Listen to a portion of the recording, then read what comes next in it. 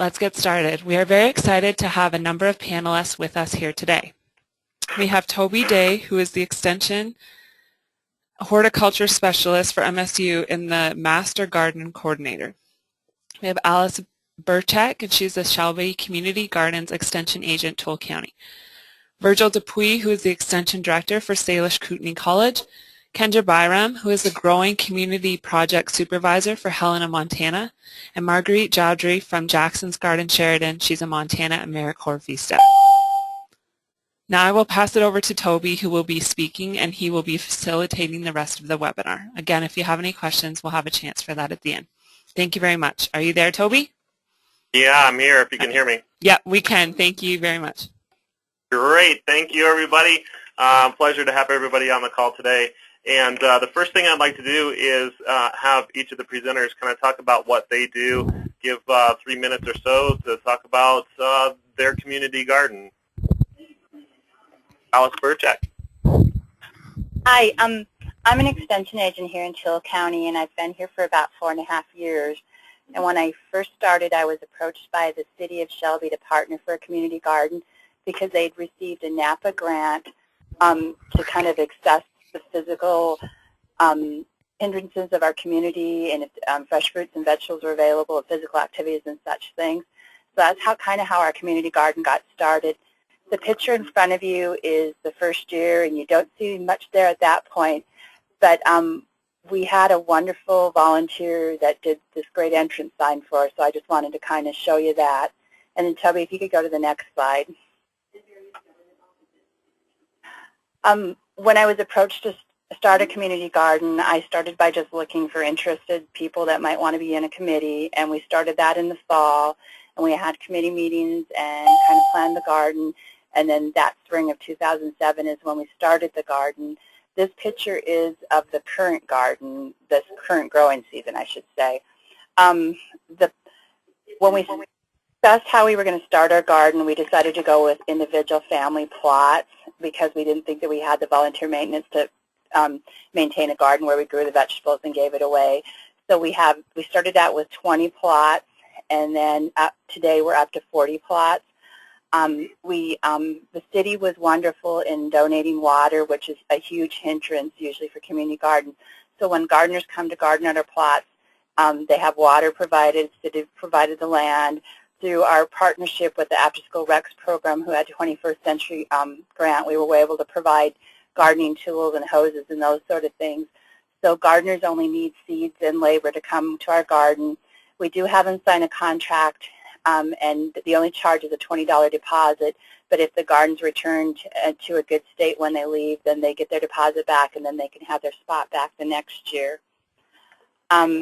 We also were lucky to partner up with the Conservation District, and they provided us with some funds, and they're actually currently, we have a grant that we're building a greenhouse at this right now. And then we built a second garden this year that's called the Senior Garden over on the other side of town that's available for senior citizens. And Toby, you want to go to the next slide? This is where you see the brown building is actually the other end of the garden, and then where you're looking will be the greenhouse. But here's just some more pictures of plots. And then the next picture, Toby. This year we worked with conjunction with the elementary school, which you can see is the building in the background, so we're close vicinity to the schools. And we did a farm to food project where the kids actually grew wheat and then took it to their process where they they made flour out of it and they baked bread and kind of saw the whole process. This is just a brief blurb on our garden, so thank you very much. Thanks, Alice. Next is Virgil Dupuis. Yeah, a little historical perspective. I worked for the Salish, Kootenai, and Pend Oreille people in western Montana. And the tribal people from about the mid-1800s until the 1900s had developed a real agricultural system. By 1900, they had about 50,000 horses and cattle. They were producing hundreds of thousands of bushels of grain and hundreds of thousands of bushels of vegetables. Well, due to many circumstances, that all went away. And so in the next 100 years, we kind of went the way of everybody else's food system where we bought things at the store and whatnot. So next slide, please. So in June, mid-June, about 3 years ago, this is the conditions we were facing. We had 3 inches of snow. All our transplants were out. This is one of our gardens. We do have 6 gardens that we're running. Some are large and some are very small. But later that year, it actually turned out quite well. Next slide. We moved indoors into some hoop house gardening with some youth. These are kids from the Nakusum Salish Immersion School. And they planted some corn indoors and some other leafy vegetables. And they actually sold those at a farmer's market, and they made $60. Next slide. We involve families in several of our gardens, and they're all family orientated. Last year we had a lot of green pumpkins, as you can see there. It wasn't a very good year. We had a real tough gardening year. But this garden here has probably 15 families and many children involved with it. Next slide.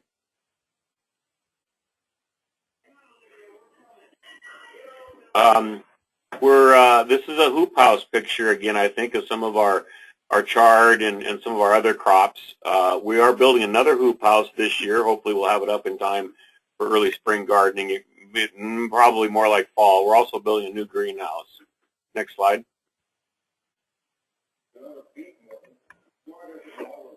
We involve Upward Bound students in the summertime. These are sophomore, junior, seniors from the local high schools. We engage them about 3 times a week. They come over in our garden and do a variety of things, weed. They do participate in some healthy cooking activities also. Next slide. We've started having community canning events, food preservation events that are getting quite popular where the people, some of the older people, of course, they always knew how to do this. And we're involving younger children and younger parents in the process too. Next slide. And we are taking children out to some of our local producers. Western Montana Growers Cooperative here in Western Montana are becoming quite successful, and they're very open to sharing what they do. So we'll take kids out on garden tours and help them harvest potatoes and whatnot, and they really learn a lot from those expert gardeners out there in the landscape. Next slide. Thanks, Virgil. Next, we're going to go to Marguerite Jodry, who's with the Jackson's Garden, I believe, in Sheridan, Montana. Hey there. So I was recruited this last July to start serving with Jackson's Garden, but the garden had been around for about, as a community garden for about 3 years, but it actually had been a garden for over 30 years. Before that, the story goes that Bing and Betty Jackson purchased this property just outside of Sheridan with the intent of someday building a house there, but they never did. And the picture that you see on your screen right now is a picture taken in 1993, I think, when they were really at the height of their gardening. And if you can imagine 2 people maintaining about 2 acres of what you see there, it's pretty impressive. But Betty passed away, and Bing has gotten too old to work the land. So 3 years ago, some of his friends came together and said, you know, we'd really like to help you maintain this property because the whole community loves it, loves going up there, picking the flowers, seeing the veggies grow.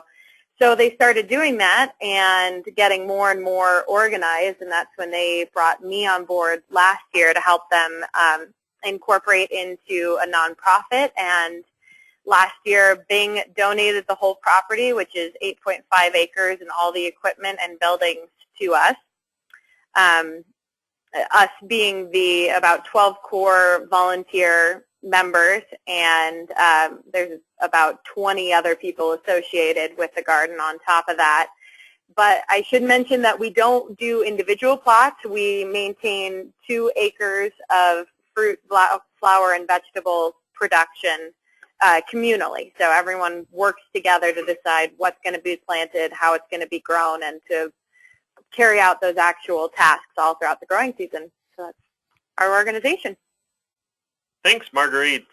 And last year, I apologize, we didn't get the slides together for Kendra. There was a problem getting those slides to me. But Kendra, would you talk about the Growing Community Project in Helena? Yeah, can you hear me okay? Yes. Okay. So my name is Kendra Byrom. I'm the supervisor for the Growing Community Project, which is a project between two nonprofits here in Helena. One is WHEEL, which is working for equality and economic liberation, and the other one is AERO, which is the Alternative Energy and Resources Organization. And with the Growing Community Project, we currently manage 5 community gardens with over 60 individual gardeners and their families. And we also have 2 community gardens in the works for this year. And our gardens are all partnerships with other organizations. We manage them primarily, but the partnerships are, like, for example, our Plymouth Community Garden is a partnership with the Plymouth Congregational Church. So they provide the land, the insurance, and the water, and we manage the garden and the volunteers and the gardeners. And our gardens are all for individual gardeners and their families primarily. We focus on low-income people to give them the access to grow their own food.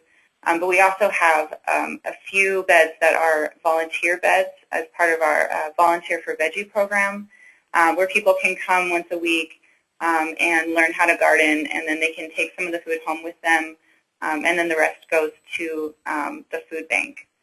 And we also, on top of our gardens, we also do several free gardening classes to help the community learn how to garden, as well as other outreach to the community. And if anyone wants to see any pictures or learn more about our project, you can go to our website, which is, I will type it in and have it to you. It's kind of long, so I won't say it all, but I'll type it in so you guys can all see what our website is, and you can see any pictures or get more information about our project.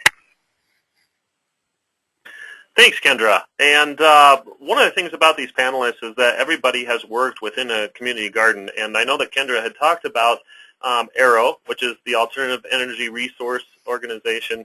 And they put out a great publication for those of you that are on the webinar that if you're thinking about putting in a community garden of any kind, I consider this to be kind of the Bible.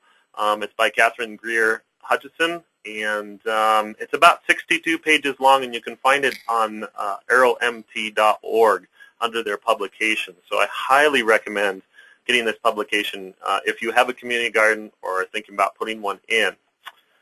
So we have a few questions, and we're just going to have a discussion amongst the panelists. But the first part of it is, in the community garden, who's in charge of the community garden? Is it a leader or a group? Anybody want to chime in from the panelists? Toby, this is Alice, and we started out with a group just because the more widespread support and buy-in you have, the more successful it tends to be. So we have a committee that created bylaws and elected officers, and I'm more their advisor, and they're the ones that kind of take the bulk of planning and giving out garden spaces and that type of thing.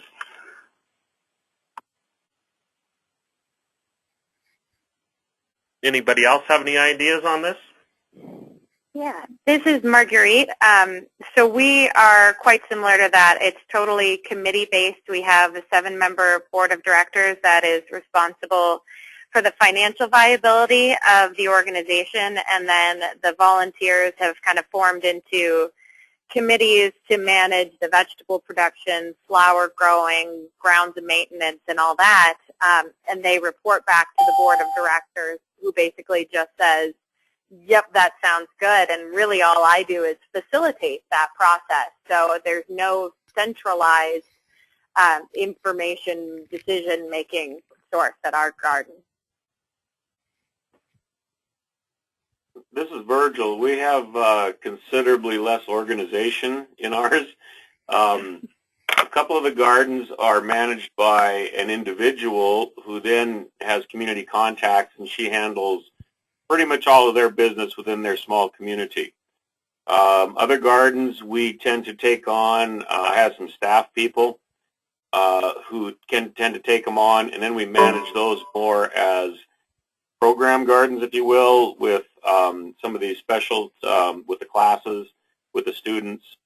And then we have some other gardens that are kind of orphaned out there that we actually had some older ladies come in and volunteered to take it over. So we have all kinds of different organizations, and it seems like the least organized one with the most volunteers is the most successful. Anything else? Well, in talking about who's in charge of the community garden, really there's some things to think about. First of all, starting a planning committee is always a good thing to start out with. Identifying additional stakeholders within the community. Getting community feedback and support can make your community garden successful. Holding informational meetings, approaching sponsors, publicity and outreach is always important, and it all comes down to communication. You'll find this kind of resonates throughout the presentation. But any thoughts on any of these folks? We got about a minute left on this.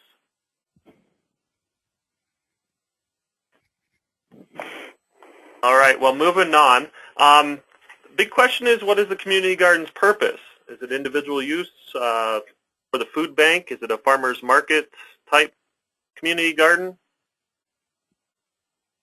Panelists? This is Virgil. Ours is a combination. The volunteers certainly get to participate in some of the produce, but most of it is distributed to either the senior citizen centers or they distribute it in the community themselves, or it's used for special events.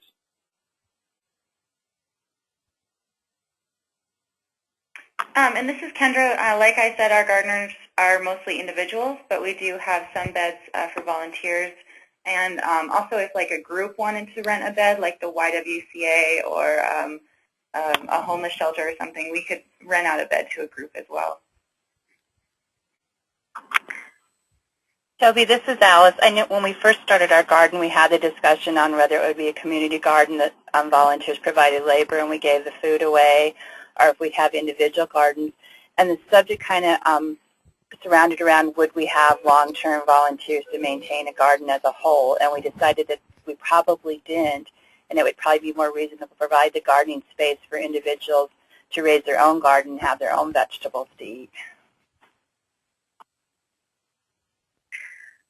This is Marguerite. Because we garden the whole thing communally, our yields are actually pretty high. So the food gets distributed a number of ways. The gardeners all have a share in it, so it's kind of like a work for your share CSA. We take food to the food bank, and we also have a farm stand on Tuesday nights during the growing season where we sell food to the community, and that's been really popular. And I really don't think that in our small of a community we would be viable if we just tried to do one of those areas. And it seems that doing all of them is what helps us succeed. Well, in the purpose of the community garden, really the big question is who does the food or the flowers go to? And that's something that should be discussed within any community garden. If they have food shares, if it's a school lunch program. One that's kind of near and dear in my heart is Plant a Row for the Hungry, which is from the Garden Writers Association. Is there a purpose to bring that back to the community as far as feeding the hungry? And again, on this communication and regular meetings, you'll see this is over and over again in each slide, is making sure that that is communicated amongst the folks within the community garden. Any thoughts, panelists? This is Kendra. We have, at each of our gardens, we have a volunteer garden manager, and they meet with the gardeners pretty regularly throughout the season, so that's something that they talk about at those meetings. So communication does play a big part of that. On your panelists, how much of your food is then brought back to, let's say, a food bank, or if there's leftover food or anything? Anybody want to chime in on that? This is Virgil. The food we deliver to the senior centers, and they're all low-income folks, it gets used up right away. They're very appreciative of it, and they actually wait around. We don't bring the food in or the fresh vegetables in until after they've had a senior dinner. They have their lunches. We bring it in about 1:15 or so, and they wait around for it.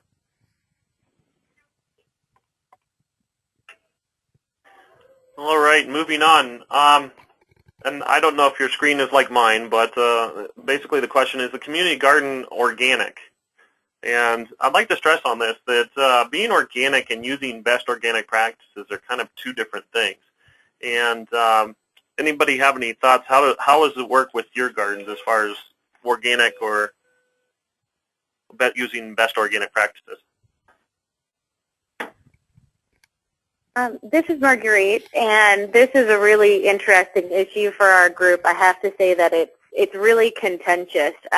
We're kind of divided down the middle, where half of our volunteers want nothing to do with any form of chemical, and half of them just love the Roundup. So it's been kind of a conflict off and on, but it's given us a lot of room to learn and grow. And what we've decided to do is that becoming certified organic is so far out in the future we can't even think about it, but setting ourselves up to maybe someday be there is really important. So every time we make an improvement to the garden or sink any kind of money in financially, we ask ourselves, okay, are we going to have to redo this if we ever want to be organic certified?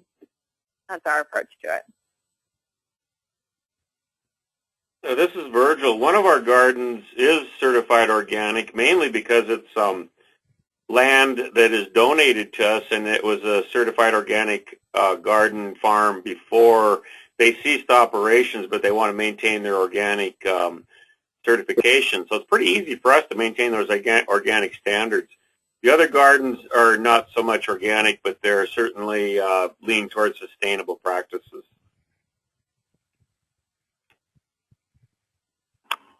Toby, this is Allison, and like Marguerite, we had people on different sides of the fence, but what we did was in our garden contract that they signed before they take on a plot is we stated that any chemicals that they use can't affect the other plots. And being the plots are 10 by 20, sometimes that's pretty limiting, and basically probably the only, I've seen a little bit of Roundup and then maybe, cabbage worms, dusting for those and those type of things. But we've made sure in the contract it says that they can't affect the neighboring plot.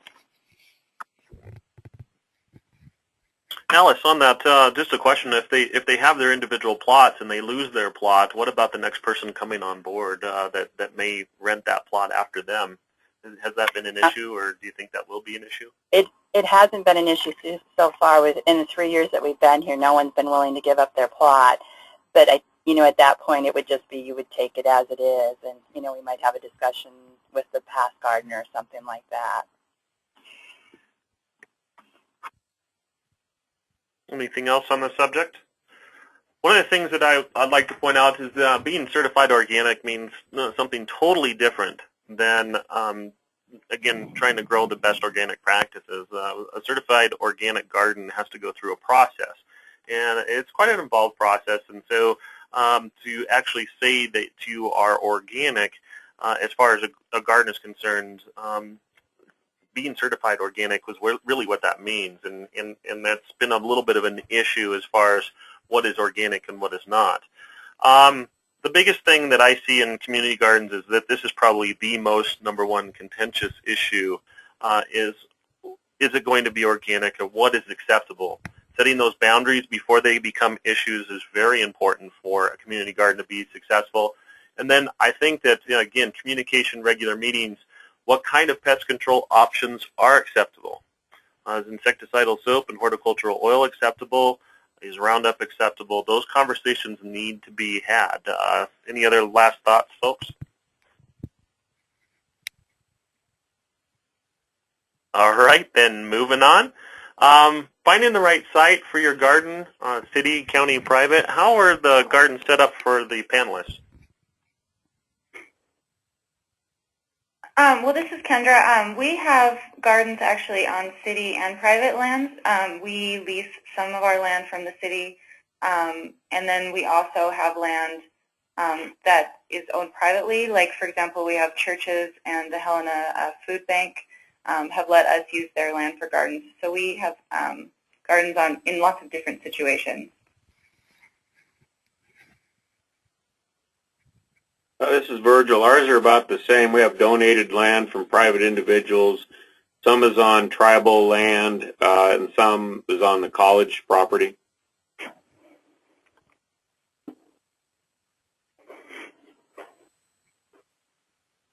Marguerite or Alice, any other comments on that? This is Alice. We were fortunate in the fact that the city was pushing for a community garden. So they have land that they own, but we use it for gardening, and they provided the water and actually piped the water into us. So we were really fortunate there. And our property, I mean, our case is a little bit unique. We were donated the entire 8.5 acres. So we actually own it. And that's, I know that's not terribly common to have happen, but it's pretty darn fortunate. That's very fortunate, you bet. Yeah. So in finding the right site for your garden, there's a little bit more than just having a site donated that I see as trying to be successful in a community garden. First of all is testing the soil, making sure that the soil is a decent soil to grow in to begin with. And I've heard of a couple of instances where land has been donated, but it hasn't been the best soil for growing conditions, and so therefore not as successful. Communicating with the landowner, lease agreements or use agreements is always a nice thing to have so that if there's conflict, it won't be a problem in the future. Insurance, that can be an issue. You may want to look into insurance. And then one that I don't think a lot of people think about is if you get a donated land or even if you have your own piece of land, underground power, water, and gas can be an issue. It's depending on where it might be. Worst case scenario I heard of is a community garden that went right over top of a gas line, which didn't cause the gas line any problem, but then they had to remove the gas line, which removed the community garden. So those are some things to think about. Last minute thoughts on this panel? This is Alice again, and even though we had city land, there was a right-of-way that we didn't know about, and when we went to put up a fence, it was an issue, but the mayor worked it out for us. So maybe visiting with neighboring landowners, too, to see what their understandings are of the property rights. Well, I think for us, water is a key issue, and we have an irrigation system here, but it's not at all set up for garden crops. They deliver water starting in June, and they shut it off in mid-September. So we need supplemental water. If we have to utilize irrigation water, we need well water also, so we can have water by mid to early May and carry it into October. All right, moving on. I just wanted to add one more thing about finding the site. We really try to find a site that is in an area that's really accessible to low-income people so that they can just walk to the garden and make it really easy to get there. Absolutely, very important for a community garden. Moving on to water availability, and I know Virgil was talking a little bit about this, but let's discuss a little bit about where your water comes from, and is it free water or is it for fee? And if you're in a municipality, as we know, we have to pay for water. So are there issues there? We found out that the amount we use is pretty insignificant. City water is high, but the other water we have to pay for is pretty reasonable.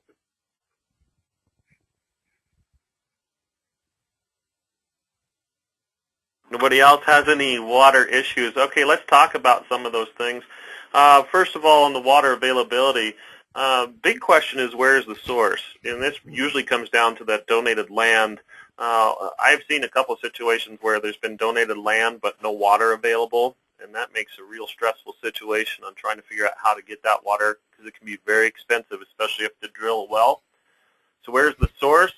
Is the water source reliable? And I know Virgil talked a little bit about that, but sometimes water isn't always reliable, especially if it's in the irrigation ditch or something like that. What is the cost? And then last but not least, looking at water across the state of Montana is having the water tested, because as we know, we have in a lot of situations across Montana some pretty poor water out there. So any thoughts on that, panel?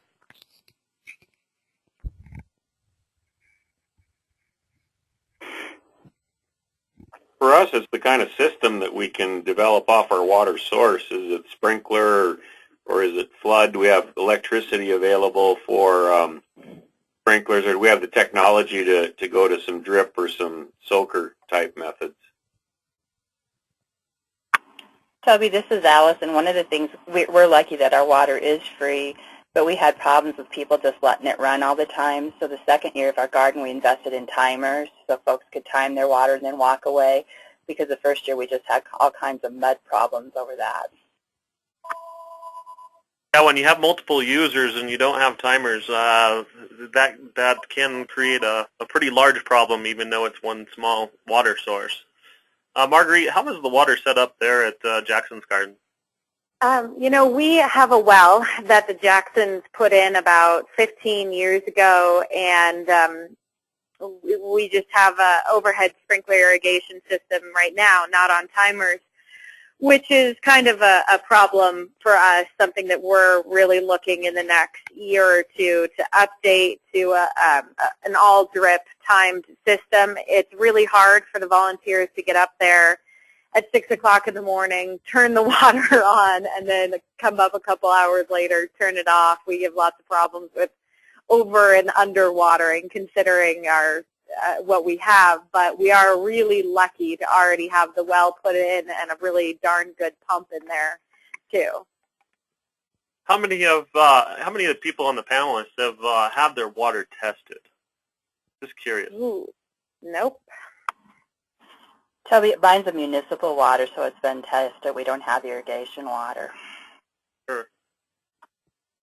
Yeah, it's one of the things that I highly recommend having water tested in a community garden, or any garden for that matter, is not only having the soil tested to make sure to see what kind of nutrients you might need, but also to have the water tested to see if, you know, there may be issues, especially if it's non-municipal, if it's groundwater or surface water.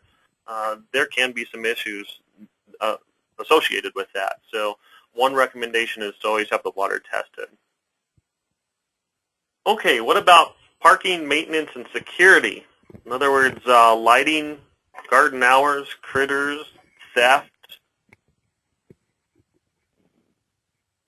Well, we've always had to invest in fences, mainly for pets, for dogs, cats.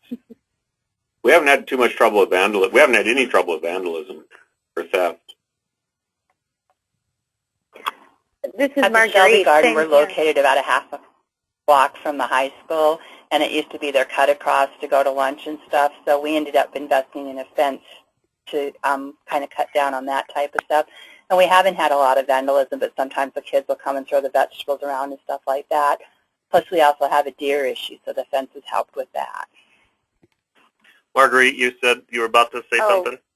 Yeah, you know, I'm having trouble figuring out if I'm muted or not. But it's same. Deer fences we couldn't get by without them, and we have like an 8-foot high deer fence, and they still managed to get over it somehow. I don't know how. We've never had a problem with theft or vandalism.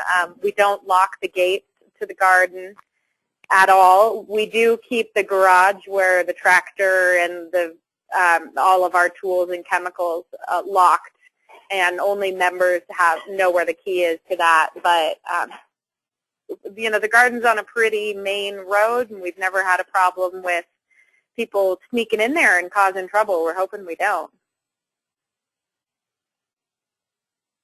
Any other thoughts? I have a couple here. First of all, you know, the overriding theme here about maintenance and security was fence, whether to keep out animals, dogs, people, or deer, which, you know, are probably one of the most menacing to gardens. In starting a garden or thinking about putting a fence around a community garden is that it costs more than you think to put that fence in. And something that you might want to look into in starting a community garden is those costs. Lighting is also a good thing for inside city limits.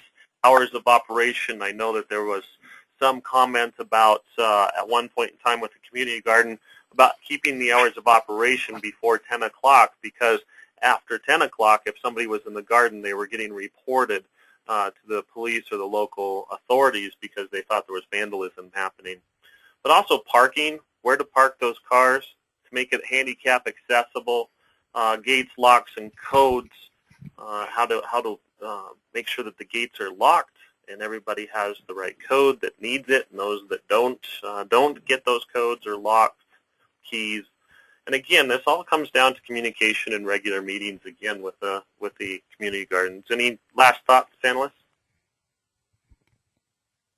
Well, this is Kendra. On the maintenance issue, we haven't really had a formal process for maintenance, but this year we are going to have our garden managers try to organize regular maintenance with the gardeners so that they're in charge of like mowing the lawn and keeping the rest of the garden looking nice besides just their so we are going to start doing that more this year. Any last thoughts? All right, moving on to tools, machinery, and service. And I know that we had talked mainly about tools, but I threw in machinery and services for the community garden. Will they be purchased or donated? And how will they be maintained? How has it happened with your 4 community garden situations?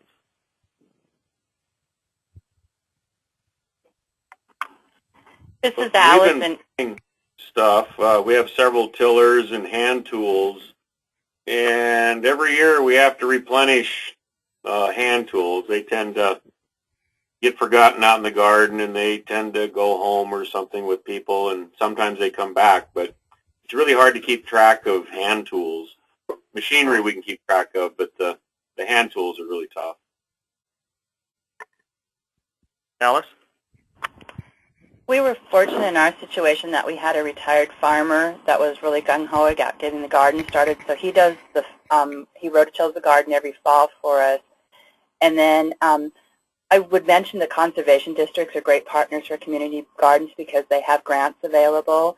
And we got a grant from our conservation district to buy a rototiller, so the gardeners have that available.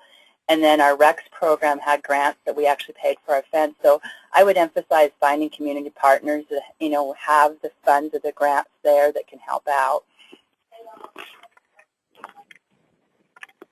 Kendra, how do you work with the tools and machinery at the Growing Community Project? Yeah, so like if we need to purchase tools, we'll go to like one of our local businesses, and they usually give us pretty good discounts.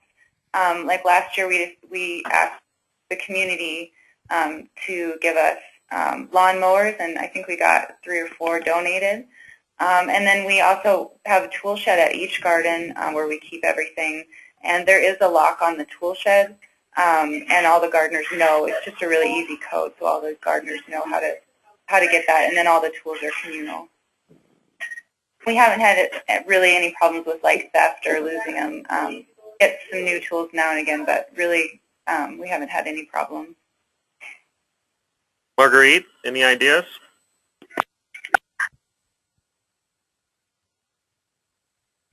Did we lose Marguerite? Sorry. Yeah, okay.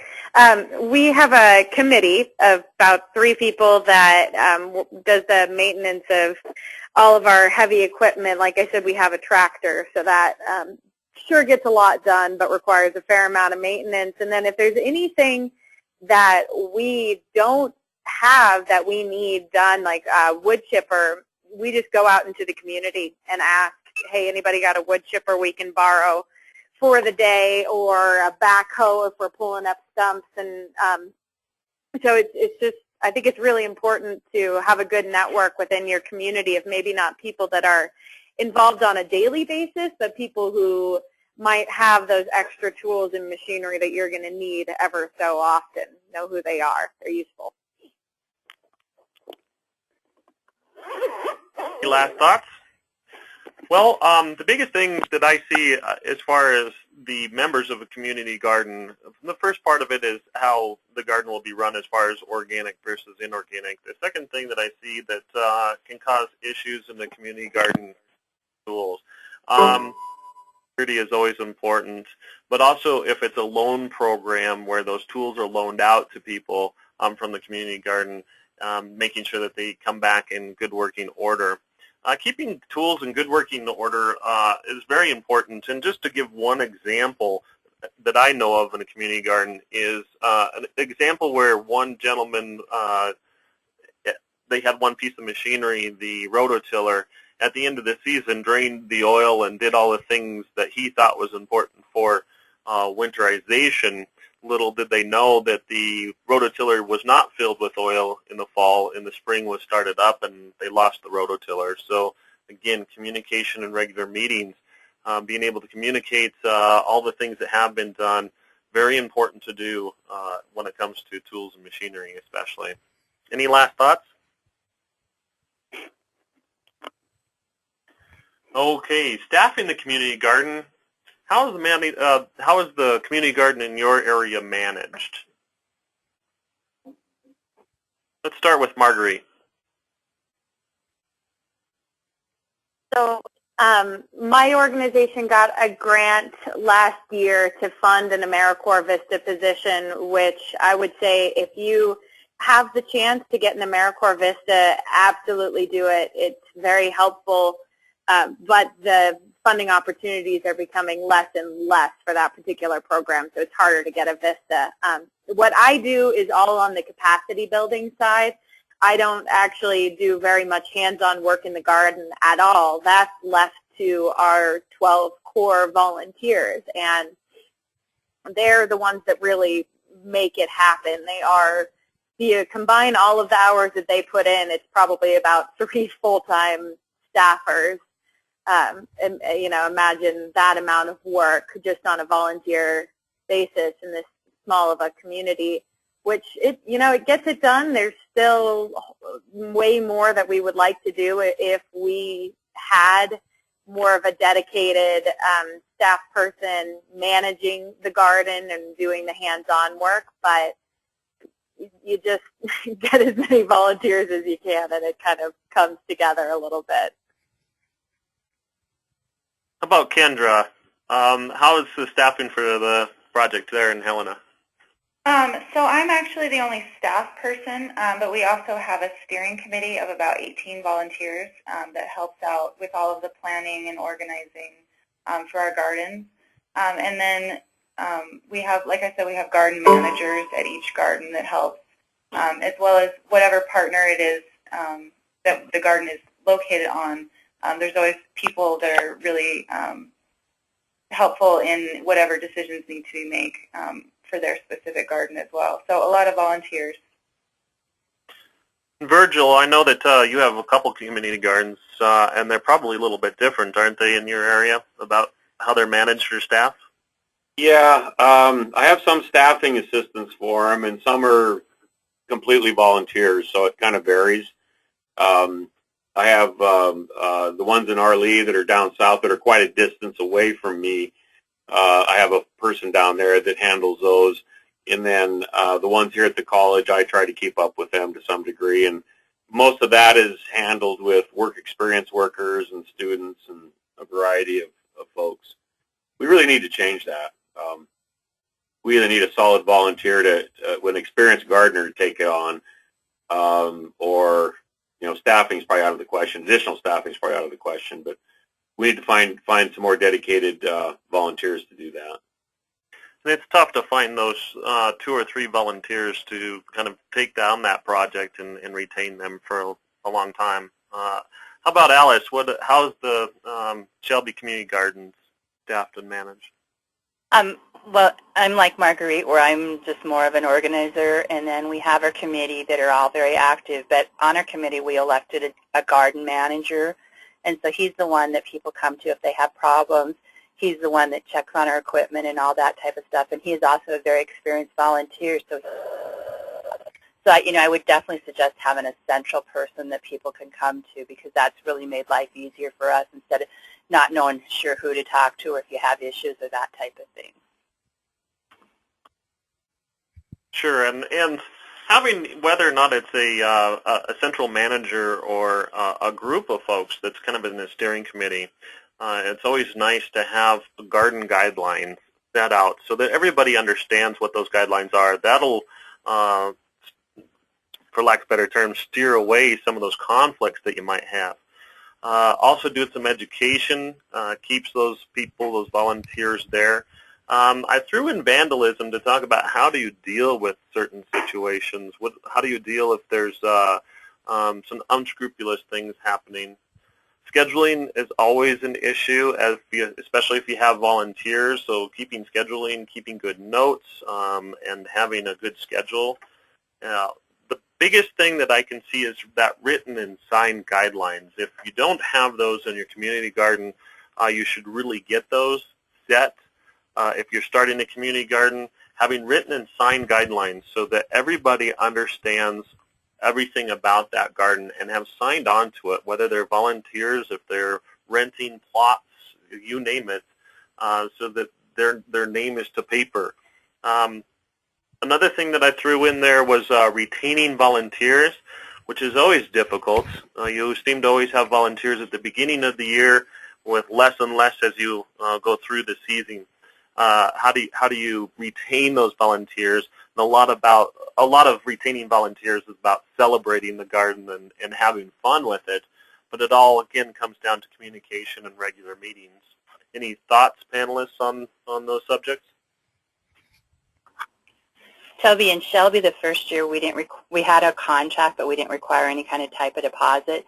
And we had several folks that had never gardened before and were real enthusiastic, and they went in there and they planted their seeds and they started to grow. And then when they began to realize how much work it was to weed and water and that type of thing, they kind of just disappeared and left us with our plots. So that's why we started requiring a deposit, so we had the money to go in and plow those plots up again. It's a very good idea. This is Any other last Marguerite. thoughts? Yeah,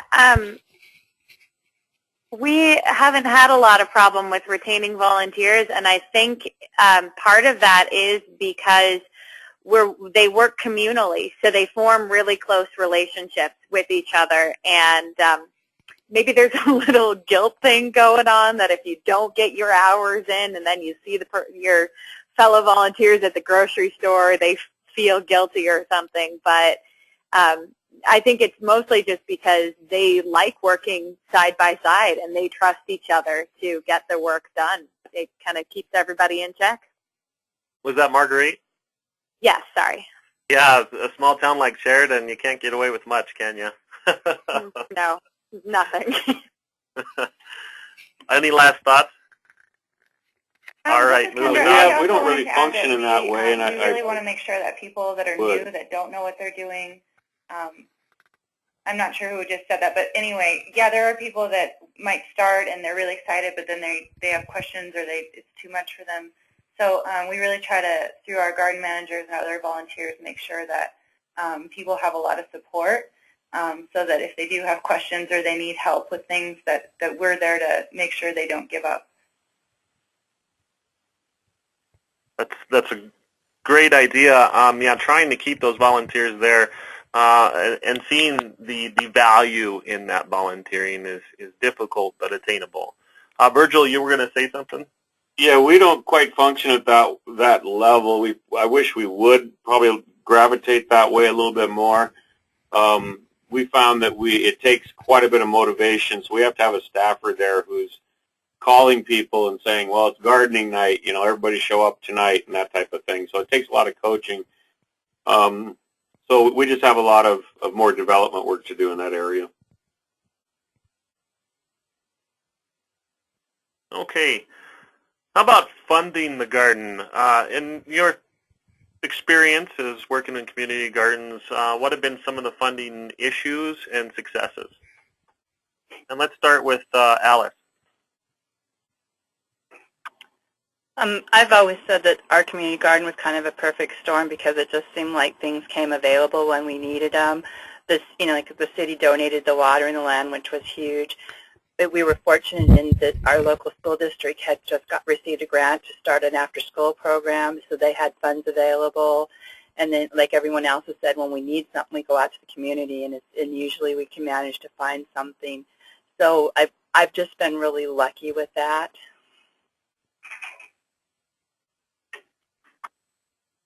How about you, Virgil? How about funding sources for? Our main funding source for this is from the USDA Food and Nutrition Service. They have a nutrition education grant that is annually available to us, and we also combine the cooking and the food preservation, and then we have a fairly large physical activity piece that goes along with the gardening. So the gardening is like a third of a leg of this bigger project that we do every year. All right, Kendra? Yeah, we have a pretty diverse funding stream. If we're going to build a new garden, the first thing we would do is go to local businesses or people around the surrounding area and ask for donations and discounts. And then if we actually do need to purchase things, most of our money comes from grassroots fundraisers, like a garden party, or local restaurants will have a night where they celebrate us, and the profits, or part of the profits, would go to us. We have also gotten a few small grants, which helps a lot. And then some of our water costs are covered by the small plot fees that we have for the gardeners. Also, some of our partners, like our private partners, will cover like the garden insurance, maybe the water costs. So a lot of different ways that we make it happen. And if anyone has any questions about any grassroots fundraising ideas, they can get in contact with me, and I'll be happy to talk about those. All right, Marguerite? We have quite a few funding sources, from membership fees, which is $75 for the year, to the produce sales. We grossed about $1,300 last year from produce sales to the community, to fundraisers and individual donations. We had one major community fundraiser last year. It was a brunch that was really, really successful. And so at this point, the garden is pretty self-sustaining. They don't have, besides my position, they don't have very many grant sources providing income, which in my personal opinion is kind of a good thing, because you worry that once the vista is gone, there's no one to write the grant. So they get it done pretty much with asking the community for little donations, the produce sales, and the membership fees. So yeah, it sounds like it's fairly diverse. In funding of the garden, and this is the question that I get almost every week, it seems, as people are starting to think about community gardens, is where's the money, where are those grants? And what I see is, there can be donations. We have to think a little bit outside the box, looking at memberships and dues. Most of the grants that you can get for community gardens are fairly small. There are some larger ones that have been out there, but it takes a lot more coordination.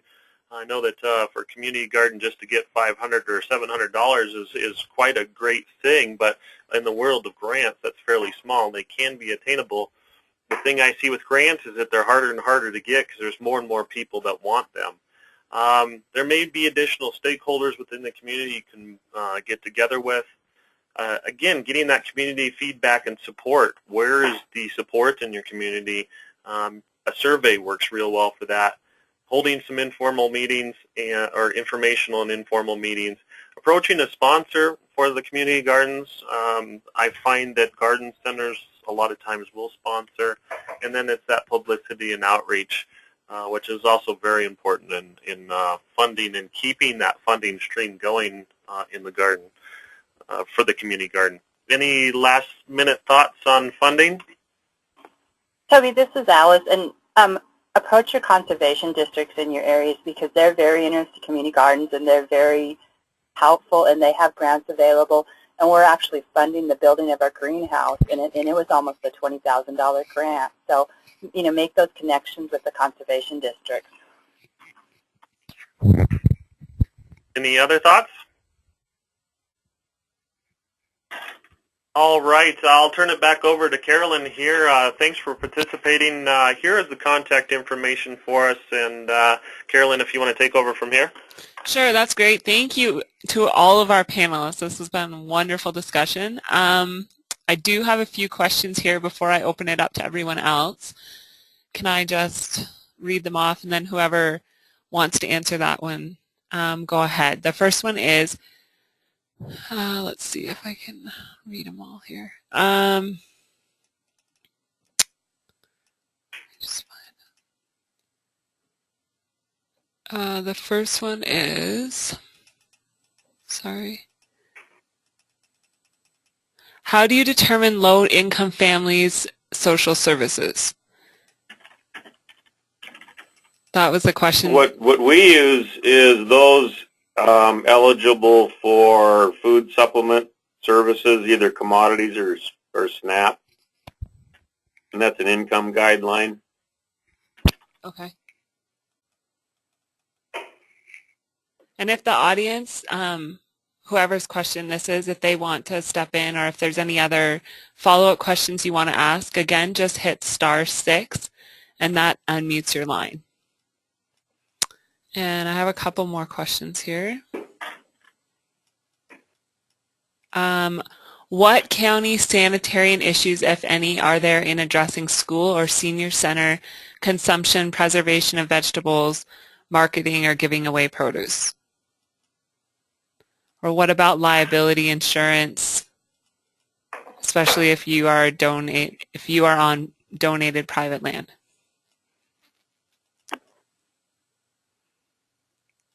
I'm a little familiar with some of that here, trying to work with the local schools. I believe they're trying to formulate some of their own, if you will, standards so that they're flexible so they can utilize community garden produce or school gardens.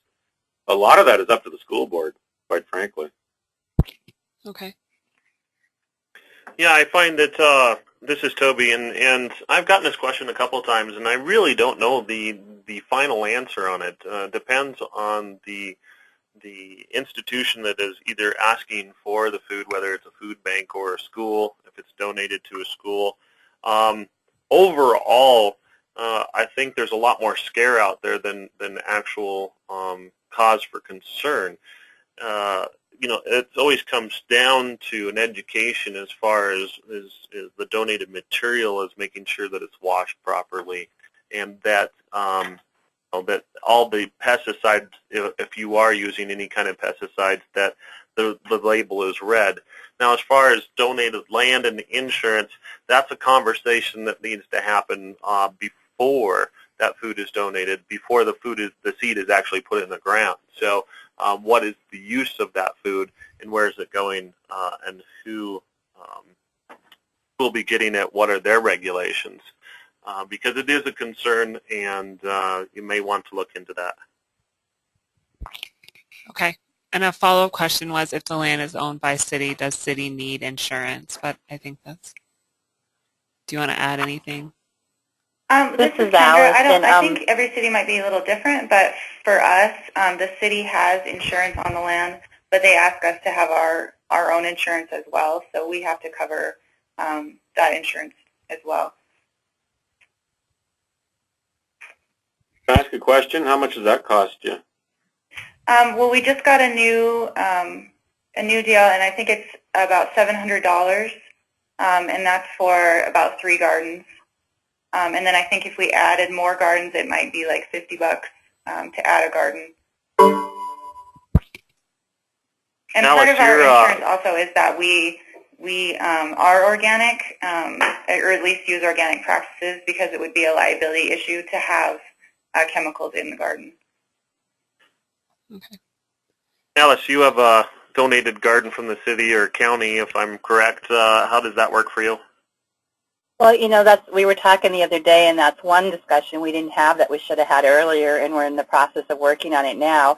But the assumption right now is that the city has liability, but we do, in the contract, ask, you know, the gardeners to sign away that liability, but you know how that goes when it goes to court. So, but we're in the process of working with our county attorney and the city to see how that's going to work out. Okay, thank you. I have a couple more questions. The next one is, there were 2 questions. Can we get a copy of your garden contract, or is it available online? This is Toby, and if you go to that AERO.mt.org and go onto publications and download that publication, It is 62 pages, but at the end they have different examples of different gardens and their paperwork and what they've done. Really great examples. I highly recommend taking a look at that publication because you'll find all the examples you need. And on top of that, yeah, and this is Kendra. If you contact me, I can also email you a copy of our agreement that we have with our gardeners. and all of these slides will be posted online. So if any attendees want the link to this webinar or the slides, then just send me an email. And my email is cpollari, P as in Peter, OLLARI @montana.edu. And you can find email addresses on our website or through emails I've sent out. And the final question is, how do you handle composting at site, or do you?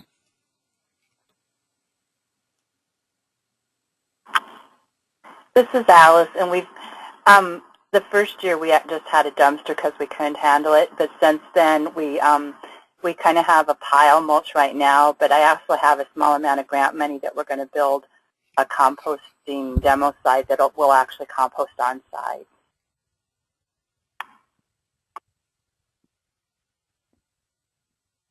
This is Kendra. We also compost at all of our gardens. We have a big area at each one so people can compost. And we also do, one of our free gardening classes is on composting, so if anybody has questions, they can always come to that and learn more about the details of composting. One of the things to think about on composting, this is Toby again, I have seen one situation where they have a compost pile at the community garden, and the mindset of the community was that if they have a compost pile, more is better. And the compost became an issue because it got to be too much. So again, setting some guidelines would be very important on that compost. People were bringing in their yard waste from all over and dumping it unbeknownst to the community garden manager. So something to think about. There's always a little quirk in everything that we think about, but again, just do your research on it and talk to other people in other community gardens, and you'll probably get a pretty good idea. This is Kendra. I just wanted to add that that's a really good point. And last year we put up a list of what is acceptable to go into the compost bin. So if people didn't know, when they showed up, there's a list of what goes in and what shouldn't go in and that kind of information. Great. If there's are there any other questions that we can answer really quickly from the audience? If not, like I said, these slides will be posted online, and feel free to contact me or any of the presenters, and they can email me, and I will get you a copy of these slides so you can ask the panelists any further questions you have. Again, thank you for joining us today. We hope that this was very informative and helpful for you. Thanks again. Have a good day.